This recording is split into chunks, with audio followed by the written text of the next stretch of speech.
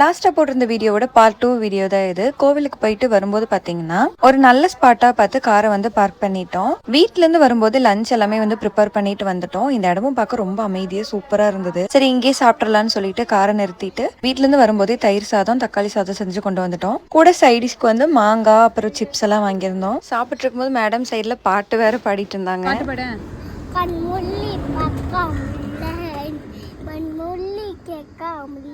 அங்கதான் தண்ணி இல்ல, ஆலியார் போலான்னு சொல்லி ஆலியார் வந்தோம். ஆலியார்ல நாங்க வரும்போதுல எப்பயுமே தண்ணி இருக்கும். இந்த தடவை பார்த்தா இங்கேயும் பெரிய எங்களுக்கு வந்து ஒரு ஷாக்கு, தண்ணியே இல்ல. ஏதோ கொஞ்சோண்டு இருந்தது, அதுலயே உட்காந்து சும்மா விளையாடிட்டு இருந்தோம்.